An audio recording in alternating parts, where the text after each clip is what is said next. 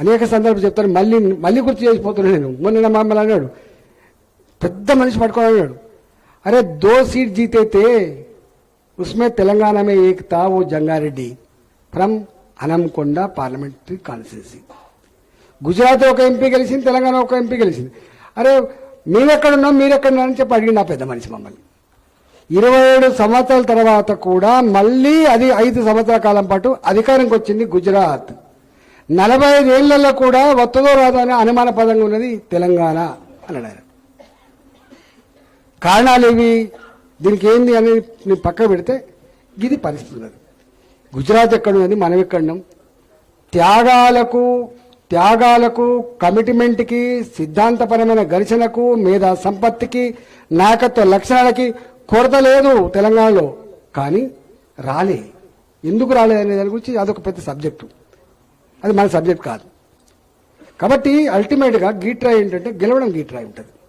మీరు అన్నాడు, ఒక ఆయన అన్నాడు మనం గెలుస్తాం పోతారు. మరి ఇప్పుడు మనం 30 ఉన్నది కార్పొరేటర్లు, సపోజ్ 24 ఉన్నాయి. 24 ఉన్నా కదా, నువ్వు 12 మందికి వెళ్తున్నావు లేకపోతే 9 మందికి వెళ్తున్నావో, నీకు ఇంకో 2 ముగ్గురు తెచ్చుకొని చైర్మన్ అవుతావు. ఇద్దరే గెలిచింది అనుకోండి, మొత్తం నీ ఇంటికి చక్కగా నీకు ఇద్దరే గెలిచింది కానీ నీకు అయ్యలేకపోయిద్దా, మాతో రా, నీకు ఇంత ఫండ్ పెడతాం, లేకపోతే నువ్వు మాకు 5 లక్షలు ఇస్తాం మద్దతు ఇచ్చి మాకు చైర్మన్ చేయమంటాడు వాడు. అంతే కదా లెక్క. ఇవాళ మన సర్పంచ్, మన ఎంపీటీసీ, మన కార్పొరేటర్, మన కౌన్సిలర్ కదలకుండా ఉండాలంటే నువ్వే చైర్మన్గా ఉండాలి. ఇంకా నాయకులు, ఎంపీపీలు, జడ్పీలు పోకుండా ఇది గవర్నమెంట్ ఉండాలి. అంతే కదా. కింది నుంచి పై దాకా ఇలా భారతీయ జనతా పార్టీ ఎంపీ ముట్టుకుంటాడా ఎవరైనా రమ్మంటాడు ఎవరైనా? అదే ఎమ్మెల్యే గురించి రాస్తాడు, ఎమ్మెల్యే గురించి రాస్తాడు కదా, ఎంపీల గురించి రాస్తాడా? ఎందుకు రాడు చెప్పు? మనమే గవర్నమెంట్ ఉన్నాం కాబట్టి. బయట వాళ్ళు మన దాంట్లోకి వస్తారు తప్ప ఎవరిది అధికారం ఉంటే వాళ్ళ చుట్టూ తిరుగుతుంది అనేది అర్థమవుతుంది కదా మనకు. అందుకనే వలసలు పోకుండా ఉండాలని మాత్రం పనిచేయాలి. తర్వాత ఇంకొక ఆలోచన ఉన్నది, ఇప్పుడు బయటికి వెళ్ళి వస్తారు పోతారు. మరి మీరు కానకపోతే పోరా? ఇప్పుడు మీ ఇంటికి వచ్చినప్పుడు మన ఇంటికి ఒక అమ్మాయి వస్తుంది పెళ్లి చేసుకొని కొత్తగా. ఈ అత్త హింస పెట్టి, మామ హింస పెట్టి, మరి బావ హింస పెట్టి, ఆడబిడ్డ హింస పెట్టి ఏం చేస్తారు కథ? పోతారు. వచ్చిన వానికి సమాచారం ఇవ్వాలి, వచ్చిన గౌరవించాలి. మీరు సపోజ్ ఇక్కడ మనం ఎప్పుడు ఒక మండలంలో ఒక సర్పంచ్ గెలవలే. మనం సపోజ్ ఒక మండలంలో ఒక సర్పంచ్ గెలవలే. ఒక ఆయన వస్తాడు ఎంపీపీ, ఆయన మీరేం చేస్తారు? ఆ ఎంపీ మీ పిల్లలు కూడా పిల్లలు పైకి. నేను ఇప్పుడు కొట్లాడ పెట్టుకొని పిలుతాను, వేరే విషయం మన దగ్గర కాదు కానీ చెప్తున్నాను. నేను చాలా మంది అన్న నేను ఎంపీపీ ఉన్నాను కనీసం పిలుస్తలేదని అంటాడు. ఆయన ఆ పార్టీలో మండల పార్టీ అధ్యక్షుడు చేస్తాడు, ఆ పార్టీలో ఎంపీపీ అయి ఉంటాడు, ఆ పార్టీలో జడ్పీటీ అయి ఉంటాడు, ఆ పార్టీలో సీనియర్ నాయకుడు ఉంటాడు. ఎందుకు నాతో కూడా పంచబెట్టుకుంటాడు నందారెడ్డి. నేను జిల్లాలో రైతు సంఘాల అధ్యక్షుడిని, నేను మా ఒకప్పుడు ఎంపీపీని, నన్ను పిల్లలు కూడా పిల్లలు అంటాడు మా నందారెడ్డి. అంటే నేనేమంటున్నా అంటే వయసుకింత గౌరవించాలి. కొత్తకొచ్చిండు పాతకొచ్చిండు కాదు. నీకంటే ముందు నువ్వు పుట్టనప్పుడు లీడర్ అయింది కదా నందారెడ్డి గారు. నువ్వు పుట్టనప్పుడు లీడర్ అయింది పడి. మరి ఇప్పుడు నువ్వు పుడితివి, నువ్వు పైన కూర్చొని కింద కూర్చొని క్షోభనివ్వదు, గుర్తుపెట్టుకోండి. అంటే ఎందుకంటున్నా అంటే వచ్చిన వాళ్ళు కనుక సీనియర్లు అయి ఉండి కొంత అనుభవం కలిగి ఉంటే నువ్వు పిలుచుకుంటే వాళ్ళకి గౌరవం, నీకు గౌరవం ఉండే ఆస్కారం ఉంటుంది తప్ప నువ్వు వాళ్ళని దేకపోతే వాళ్ళు గట్టిగా పోతారు కదా తప్ప ఎందుకుంటారు చెప్పండి. అందుకని వచ్చిన వాళ్ళని కాపాడుకోవడం వలసిన బాధ్యత కూడా మన మీదనే ఉంటుంది అంటున్నాను నేను.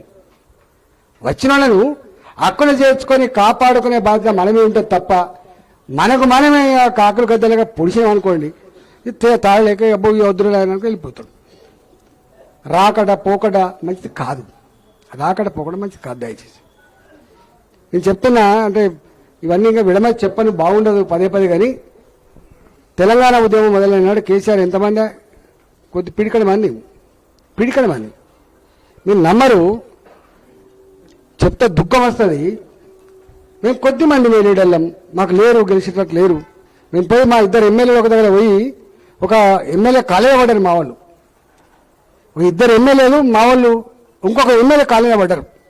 అన్న తెలంగాణ కోసం నీ కాళ్ళు మొక్కుతామే, రావే మా దగ్గరికి రా, మేము గెలిపించుకుంటామని చెప్పి తెచ్చుకున్నాం, రిజైన్ చేయించినాం, మళ్ళీ గెలిపించుకున్నాం. మేము కాళ్ళ మీద పడ్డాం. మేము ఒకనాడు టీఆర్ఎస్ పార్టీ అంత కుత్తలేదు అది.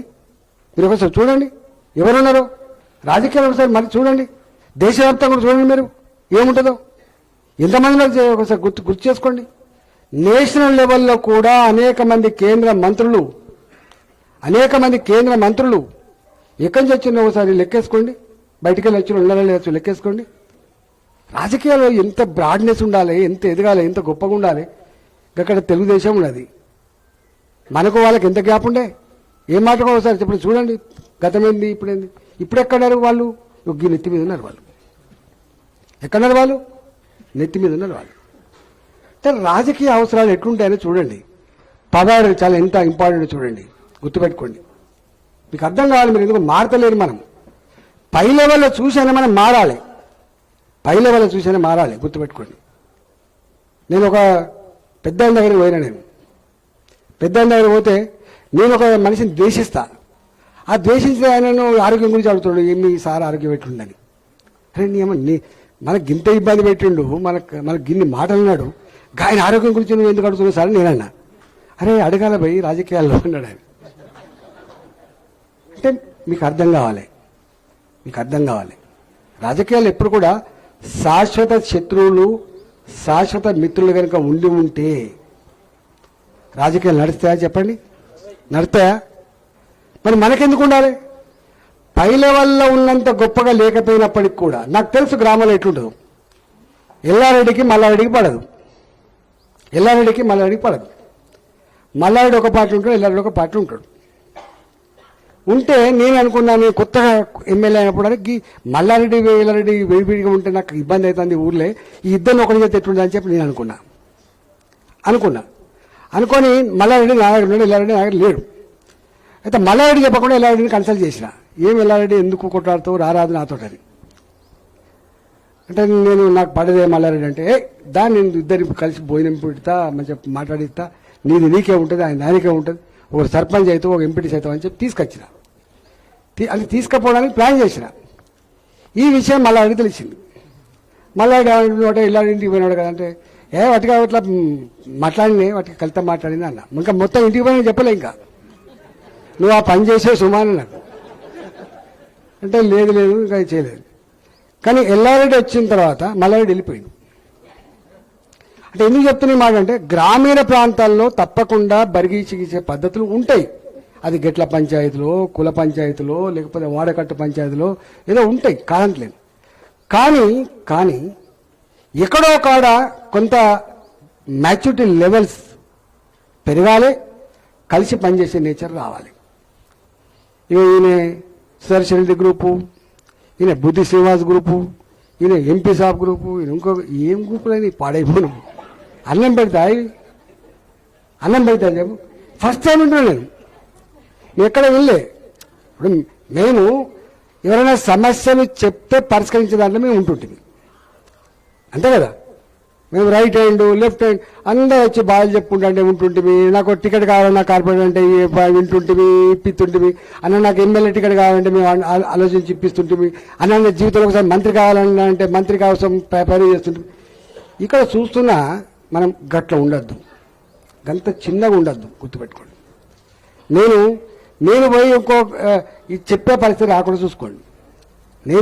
ఇప్పుడు నేనున్న అడుగు బయటికి పెట్టాగానే నేను పార్లమెంట్లో ఎంటర్ అవుతాను, అంతేనా కదా.